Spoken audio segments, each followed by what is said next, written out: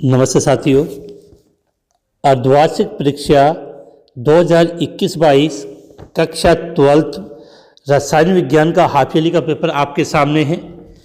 यहाँ लिखा हुआ है B1 का मतलब ये बीकानेर का कोड है, अर्थात ये जो हाफ ईयरली का जो पेपर है वो आपके बीकानेर डिस्ट्रिक्ट से है। और इस पेपर की एक विशेष बात है कि ये पेपर आपको हिंदी माध्यम और अंग्रेजी माध्यम तथा हिंदी और इंग्लिश मीडियम दोनों स्टूडेंटों के लिए है। तो स्टार्ट करते हैं। क्वेश्चन आपके स्क्रीन के सामने। क्वेश्चन नंबर 1, संकुल NiCO, यहाँ ध्यान रखना ये जो CO वो लिगेंड के रूप में तो C भी बड़ा है और O भी आपका बड़ा है। 4 में निकिल की उप सहसंयोजन संख्या कितनी है? तो लिगेंड की संख्या कितनी है? 4। तो जितनी लिगेंडों की संख्या होती है उतनी उप सहसंयोजन संख्या कहलाती है। अगर एक दंतुक लिगेंड है तो अर्थात क्वेश्चन नंबर 1 का राइट आंसर क्या हो जाएगा? 4। ध्यान रखना कभी कभार क्वेश्चन में हम जल्दीबाजी कर जाते हैं, यहाँ उप सहसंयोजन संख्या पूछी है। अगर यहाँ पर ऑक्सीकरण अंक पूछा जाता तब आंसर 0 आता।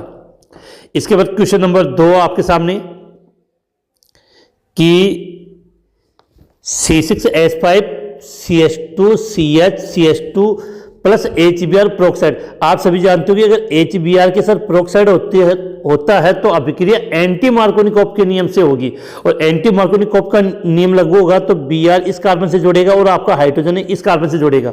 अब देख लो ये कौन सा कंपाउंड है आपका, तो इसका राइट आंसर हो जाएगा आपका 2 number C6H5 CH2 CH2 CH2 Br। इसके बाद क्वेश्चन नंबर 3,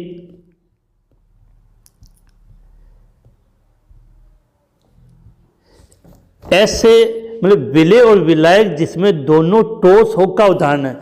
मतलब विलेय हो या विलायक दोनों कौन सी अवस्था में ठोस हो? तो बड़ा सीधी सी बात है कि मिश्र धातु इसका सबसे अच्छा एग्जांपल होता है, जो यहाँ पर आप देख सकते हो तांबे का सोने में विलयन। तांबा भी ठोस अवस्था में होता है और सोना भी ठोस अवस्था में होता है। तो क्वेश्चन 3 का राइट आंसर हो जाएगा तांबे का सोने में विलयन। इसके बाद क्वेश्चन नंबर 4, एक शून्य कोटि अभिक्रिया हेतु वेग स्थिरांक का मात्रक होता है। तो शून्य कोटि अभिक्रिया हेतु वेग स्थिरांक का मात्रक आप सभी जानते हो, mole litre inverse second inverse. Mole litre inverse second inverse हो जाएगा इसका राइट आंसर। फिर क्वेश्चन नंबर 5 आपको Cu प्लस का इलेक्ट्रॉनिक विन्यास पूछा है। आप जानते हो कि अगर केवल Cu का इलेक्ट्रॉनिक विन्यास होता तो आप लिखते 3D10 4s1, लेकिन +1 का मतलब एक इलेक्ट्रॉन बाहर निकल गया तो Cu प्लस का इलेक्ट्रॉनिक विन्यास क्या हो जाएगा? 3D10। अगला क्वेश्चन है नेटवर्क टॉर्च का उदाहरण है। तो नेटवर्क टॉर्च को हम सहसंयोजक टॉर्च कहते हैं। जैसे इसका एग्जाम्पल आप लिख सकते हो SiO2 हीरा ग्रेफाइट, वो सब इसके एग्जाम्पल हो जाएंगे। फिर क्वेश्चन नंबर 7, 8 और 9 10 ये तीनों में आपको सत्य और असत्य की पहचान करनी है। तो क्वेश्चन नंबर 7, FCC में प्रति एकक कोष्ठिका परमाणु की संख्या 2 होती है। तो आप जानते हो 2 नहीं होती है, कितनी होती है? 4। तो ये बात क्या हो गई? गलत। ब्रोमोएथेन और क्लोरोएथेन अनादर्श विलयन का उदाहरण है। तो बेटा ब्रोमोएथेन और क्लोरोएथेन सेम से, अर्थात ये अनादर्श विलयन नहीं है, ये क्या होंगे आपके आदर्श विलयन। तो ये बात भी गलत हो गई। अगला K4FeCN6 का नाम पोटेशियम हेक्सासाइनोफेरेट। अब देखने में ये आपको बिल्कुल सही लगेगा, लेकिन इसमें एक गलती कर दी कि यहाँ पर जो Fe है उसका ऑक्सीकरण अंक +2 है आएगा। जब आप इसमें इसका क्वेश्चन नंबर 9 में कैलकुलेट करोगे Fe का ऑक्सीकरण तो कितना गया? +2, और यहाँ क्या लिखा? थर्ड। इसका मतलब ये बात भी आपकी क्या हो गई? गलत। अब question number 10, die hello benzene में पेरा समावयवी का कथनांक और तो समावयवी से कम होता है। ये बात बिल्कुल गलत है कि पेरा समावयवी का जो कथनांक होता है वो सबसे ज्यादा होता है, ऑर्थो और मेटा का कम होता है। तो ये बात भी गलत है। तो इसमें चारों ही बातें असत्य है। इसके बाद क्वेश्चन नंबर 11 आपकी स्क्रीन के सामने कि क्रिस्टलीय और एक्रिस्टलीय ठोसों में अंतर कितना, एक ही अंतर 50। सीधी सी बात है कि क्रिस्टलीटोस होते हैं उनकी जो ज्यामिति होगी, क्रिस्टलीटोसों की ज्यामिति क्या होगी बेटा, निश्चित होती है, और क्रिस्टलीटोसों की ज्यामिति अनिश्चित होती है। इसके बाद क्वेश्चन नंबर 12, समुद्री गोताखोर श्वसन हेतु हीलियम मिश्रण वायु का प्रयोग क्यों करते हैं। क्वेश्चन का आंसर बताने से पहले अगर अभी तक आपने चैनल को सब्सक्राइब नहीं किया तो जरूर सब्सक्राइब कर दें और अपने सभी साथियों तक इस वीडियो का लिंक सेंड करें जिससे वो भी इनका लाभ उठा सकें। और वीडियो के डिस्क्रिप्शन में एक व्हाट्सएप ग्रुप दिया हुआ है, उसको भी आप ज्वाइन कर सकते हैं जिससे समय समय पर आपको महत्वपूर्ण नोटिफिकेशन प्राप्त होते रहेंगे। देखो, समुद्री गोताखोर श्वसन हेतु हीलियम मिश्रित वायु का प्रयोग क्यों करते हैं। क्या होता है कि जब समुद्री गोताखोर समुद्र के अंदर जाते हैं तो वहाँ दाब की मात्रा बढ़ने से रुधिर के अंदर नाइट्रोजन की मात्रा बढ़ जाती है। रुधिर में किसकी मात्रा, नाइट्रोजन की मात्रा अधिक हो जाती है जो अत्यधिक पीड़ादायक होती है। इसलिए हीलियम गैस को मिश्रित करने से वायु क्या होती है, तनु हो जाती है जिससे उनको पीड़ा कम होती है। तो इसका आप आंसर इस प्रकार से लिख सकते हो कि नाइट्रोजन की रुधिर में मात्रा अधिक होने से उसके जहरीले प्रभाव से बचाने के लिए तथा विलयन को तनु करने के लिए हीलियम गैस मिलाई जाती है।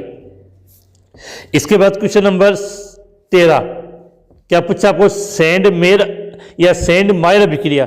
आपको सभी को बताना चाहूंगा कि चैप्टर नंबर 10, 11, 12 और 13 इन चैप्टर में जितनी भी नेम रिएक्शन है उन सभी चैप्टर की अलग अलग नेम रिएक्शन का मैंने अलग अलग वीडियो बनाया और ये सभी वीडियो आपको इस वीडियो के डिस्क्रिप्शन में मिल जाएंगे, वहां से आप इस सैंड मायर अभिक्रिया को देख लेना।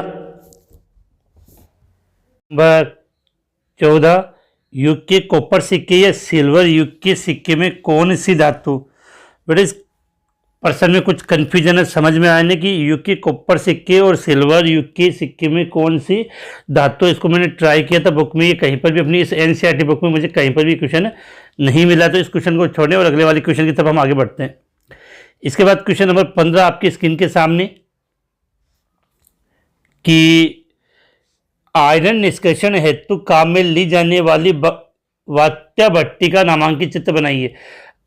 इस चैप्टर के अंदर दो प्रकार की भट्टियां हम काम में लेते हैं। चैप्टर में दो भट्टियों आपने नाम सुना होगा, एक तो थी वात्या भट्टी और दूसरी आपकी परावर्तनी भट्टी। इन दोनों भट्टियों का नामांकित चित्र की आप प्रैक्टिस कर लेना, चित्र देखने से ही नहीं बनेगा, बिल्कुल अच्छे तरीके से आप उसकी प्रैक्टिस करोगे तब बना पाओगे। इस वात्या भट्टी का नामांकित चित्र आपकी स्क्रीन पे है, वहां से आप इसका स्क्रीनशॉट लेके इसको बना सकते हो।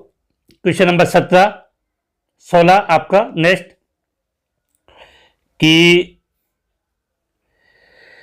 उप सहसंयोजक यौगिक के रंग की व्याख्या TiH2O6 का उदाहरण देते हुए करिए। यदि इस यौगिक को गर्म किया जाए तो यह रंगहीन हो जाता है। सबसे पहले आपको ये समझना है कि इस कंपाउंड की जब हम बात करते हैं टाइटेनियम, तो इस कंपाउंड में जो टाइटेनियम का ऑक्सीकरण अंक है, टाइटेनियम है वो Ti3+ है।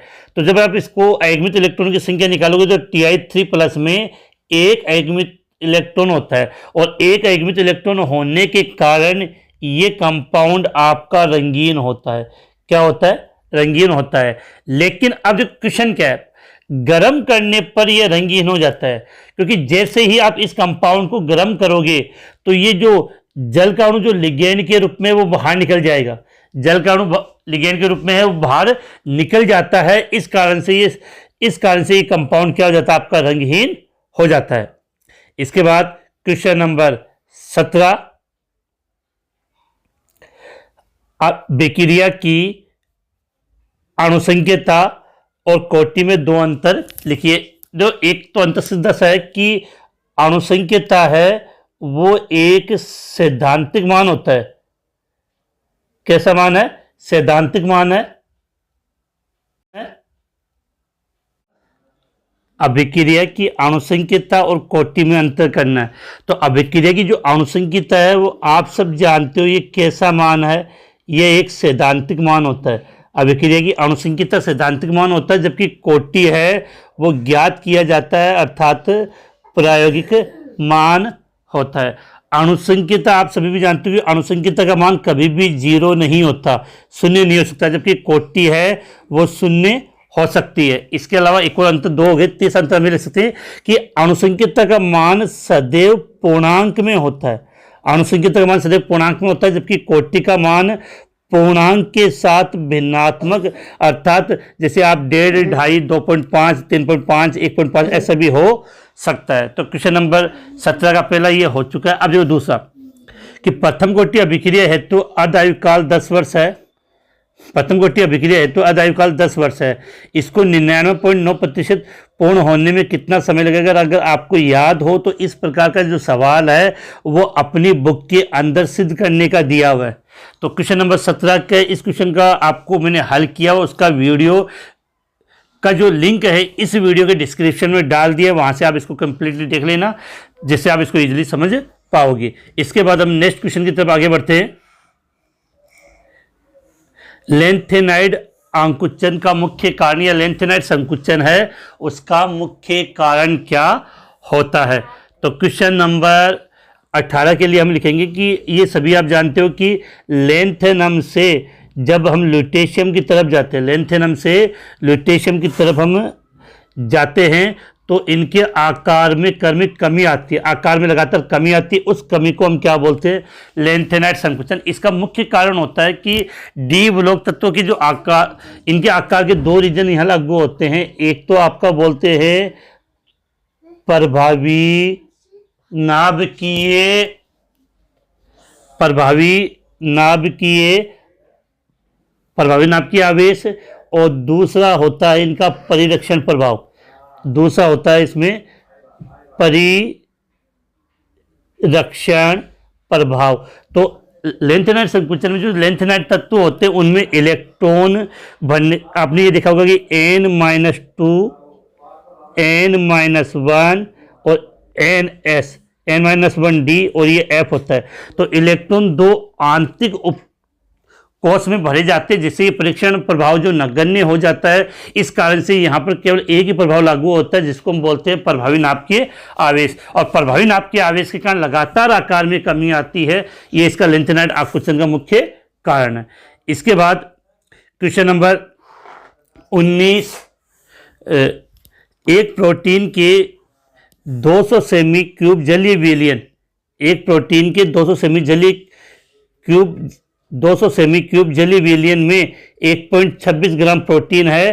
300 केल्विन पर इस विलयन का प्राशन दाब 2.57 × 10⁻³ बार पाया गया है। प्रोटीन का मौल द्रव्यमान ज्ञात कीजिए। एक चीज बता दूं मैं आपको, बोर्ड एग्जाम में क्वेश्चन आया हुआ आता कि जो वैध अणु होते हैं जैसे प्रोटीन होते हैं, इनका मौल द्रव्यमान कौन सी विधि के द्वारा ज्ञात किया जाता है? तो याद रखना, इनका मौल द्रव्यमान प्राशन दाब की सहायता से ज्ञात किया जाता है। और जब आप इस क्वेश्चन को हल करोगे तो इसका राइट आंसर आपका आ जाएगा 61.022 ग्राम मोल इनवर्स। एक और बात, आप सोचोगे कि इस क्वेश्चन को हल, बेटा ये क्वेश्चन लगभग आपके जितने भी न्यूमेरिकल हाफ ईयरली एग्जाम में पूछे गए हैं वो आपके चैप्टरों के बीच में दिए गए एग्जाम्पल में से है, और इसी का ये जो सवाल है इसका आंसर आपके स्क्रीन के सामने है, जो बुक की एग्जाम्पल में दे रखा है, तो वहां से आप इसको नोट कर सकते हो। इसका यहाँ से स्क्रीनशॉट आपके सामने है, वहाँ से आप इसको स्क्रीनशॉट ले लो या इसको नोट करना चाहो, जैसे आपकी इच्छा। इसके बाद नेक्स्ट क्वेश्चन नंबर 20 की बात करते हैं। क्वेश्चन नंबर 20 मैं अब भी आपको कह रहा हूँ कि जो नेम रिएक्शन है आपके बोर्ड में जरूर नेम रिएक्शन मिलेगी, चाहे आपको चैप्टर नंबर 10 में मिल जाए, चैप्टर नंबर 11 में, चैप्टर नंबर 12 में और चैप्टर नंबर 13 में। तो ये चैप्टर नंबर 11 से फ्रिंकल स्टालिन अभिक्रिया, स्वार्ट्ज अभिक्रिया और बोर्ड्स अभिक्रिया, ये बिल्कुल आपको मुंह जबानी याद होनी चाहिए। तो इन तीनों रिएक्शन, मतलब जितने भी अपने ये चारों चैप्टर, इनकी नेम रिएक्शन के जितने भी वीडियो हैं उन सभी का लिंक मैंने इस वीडियो के डिस्क्रिप्शन में डाल दिया है। इसके अलावा जितने भी नेम रिएक्शन है, प्रत्येक नेम रिएक्शन का मैंने अलग अलग वीडियो बनाया है, जिससे वो आपको इजीली याद हो जाए। एक दो बार आप देखोगे तो बिल्कुल आपको कंटेस्ट याद हो जाएगा। तो क्वेश्चन नंबर 20 है, आपको वीडियो के डिस्क्रिप्शन में इसका आंसर मिल जाएगा। इसके बाद क्वेश्चन नंबर 21 कि पोटेशियम परमैंगनेट का औद्योगिक स्तर पर निर्माण के समीकरण लिखिए। पोटेशियम परमैंगनेट का औद्योगिक स्तर पर निर्माण के समीकरण लिखिए, और सल्फ्यूरस अम्ल और थायोसल्फेट के साथ इसकी क्रिया कराते केवल समीकरण की। जो आप सभी को पता है कि अपना इस साल से जो NCERT सिलेबस लागू हो गया उसमें ये टॉपिक नया जोड़ा गया है। तो पोटेशियम परमैंगनेट के फॉर्मूले की बात करें तो इसका फॉर्मूला क्या होता है, KMnO4। KMnO4, या इसको आयन के रूप में लिखना चाहोगे तो क्या हो जाएगा, MnO4 माइनस। तो इसके औद्योगिक स्पेस के निर्माण के एक समीकरण और इन दोनों के साथ इसकी रिएक्शन किस प्रकार से की गई है वो आपकी स्क्रीन के सामने, वहां से आप इसको इजीली नोट कर सकते हो, बना सकते हो। तो ये 2 स्टेप में मैंने आपकी स्क्रीन पे लगा दिया है, वहां से आप इसको जल्दी से इसका स्क्रीनशॉट ले लें या अपनी नोटबुक में इसको नोट कर सकते हैं। कुछ क्वेश्चन होते हैं वो थोड़े बड़े होते हैं तो इसलिए स्क्रीन पे लिखा, मोबाइल पे लिख नहीं पाते तो इसलिए उनका स्क्रीनशॉट आपकी स्क्रीन पे लगा दिया जाता है। क्वेश्चन नंबर, अब हम बात कर लेते हैं क्वेश्चन नंबर 22 कि COEN होल ट्राइस फिर 3+ के ध्रुवण समायोगी बनाइए। तो बेटा सीधी सी बात है कि इस कंपाउंड के प्रकाशिक समायोगी बनते हैं। क्या बनते हैं, प्रकाशिक समायोगी। और प्रकाशिक समायोगी एक दूसरे के क्या होते हैं, दर्पण प्रतिबिंब। देखो EN कितने हैं, 3, तो द्विदंत लिगेंड अर्थात इसकी समन्वय संख्या कितनी होगी, 6, और 6 होने का मतलब इसकी आकृति अष्टफल की है। तो अब इसका समायोगी कैसे बनाओगे वो आप यहाँ देखिए कि देखो अष्टफल की आकृति इस प्रकार से होती है। यहाँ आ जाएगा आपका CO 1 2 3 4 5 और 6। तो एक EN को तो आपने यहाँ जोड़ दिया, दूसरा EN को आपने यहाँ जोड़ दिया और तीसरे EN को आपने यहाँ जोड़ दिया। और जब आप इसका ध्रुवण समायोगी प्रकाशिक समायोगी बनाओगे तो ये जस्ट इसमें दर्पण में उल्टा नजर आएगा। तो उल्टा किस प्रकार से बनाएंगे वो देखो, यहाँ पे COEN, तो ये EN तो इधर चला जाएगा एक वाला और ये इधर आ जाएंगे। तो ये मैंने इसके यहाँ पे आपके इस कंपाउंड का ध्रुवण समायोगी मैंने यहाँ पे बना दिया, जिसको आप इजीली देख सकते हो, बना सकते हो। इसका अगला क्वेश्चन है पोटेशियम ट्राईऑक्सोलेट एल्यूमिनेट का सूत्र लिखे। कितना इजी पूछा गया है और बहुत से सवालों में तो इसकी समन्वय संख्या और ऑक्सीकरण अंक ज्ञात करने के लिए भी पूछा गया है। पोटेशियम डायरेक्ट में फॉर्मूला लिख रहा हूँ, इसका फॉर्मूला हो जाएगा आपके K3 कोष्टक एल्यूमिनियम ऑक्सलेट का फॉर्मूला होता है C2O4, कितने दिए हैं, 3। ये हो गया पोटेशियम ट्राईऑक्सोलेटो एल्यूमिनेट सेकेंड। इसके बाद नेक्स्ट की बात करें कि अष्टफलकीय संकुलों में डी कक्षकों के विपाटन का चित्र बनाना है, लेकिन इसको आप इजीली पूरा कंप्लीटली याद कर लेना क्योंकि इस प्रकार क्वेश्चन एग्जाम में आ जाते हैं। चित्र तो इसका इस प्रकार से बनेगा, देखो कितना इजी है कि यहाँ पर आपने क्या किया, 5 डी कक्षक बनाएंगे, 1 2 3 4 5, और इन 5 डी कक्षकों के अलग अलग नाम है और ये 2 में डिवाइड हो जाएंगे। ऊपर तो आ जाता है अष्टफलकी की बात कर रहा है तो नीचे आ जाएगा T2G, ये तो गया T2G और ये हो गया EG। इसका कंप्लीट वीडियो मैंने वीडियो के डिस्क्रिप्शन में डाल दिया, वहां से आप इसको देख लेना। इसके बाद इसके अथवा वाले क्वेश्चन की भी हम बात कर लेते हैं कि विलायक योजन समायवत्ता का ध्यान दीजिए। विलायक योजन समायवत्ता उन यौगिकों में पाई जाती है जिनमें H2O होता है, वो लिगेंड के रूप में भी होता है। विलायक योजन समायवत्ता उन यौगिकों में पाई जाएगी जहां H2O लिगेंड के रूप में भी होता है और क्रिस्टलीय जल के रूप में, क्रिस्टलीय जल के रूप में।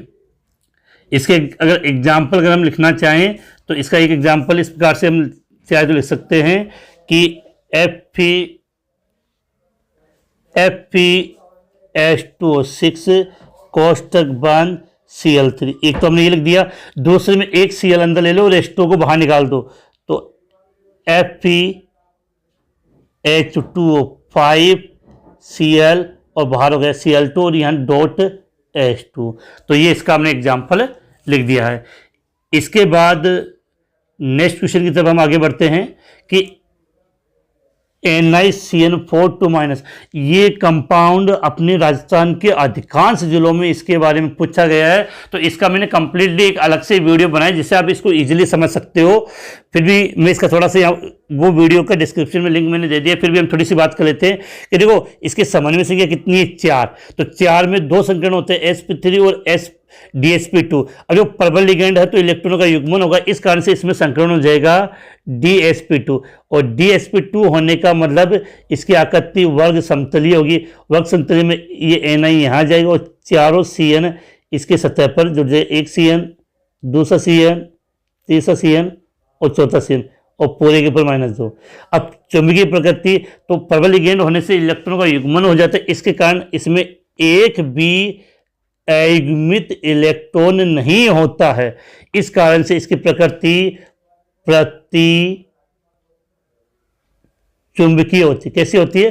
प्रति चुंबकीय होती है। इसके बाद नेक्स्ट क्वेश्चन के रूप में उपसंयोजन यौगिकों के 2 महत्व लिखे।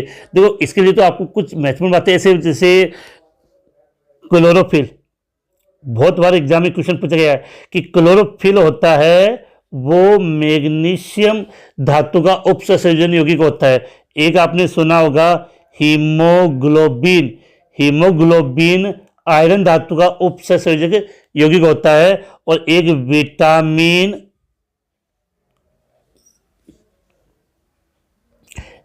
विटामिन B12 जो कोबाल्ट धातु का उपसंयोजक यौगिक होता है। तो ये सब उपसंयोजन यौगिकों के महत्व में आप लिख सकते हो। इसके अलावा एक चीज और बता दूं मैं इंपॉर्टेंट, जहां से एग्जाम में क्वेश्चन पूछा गया है कि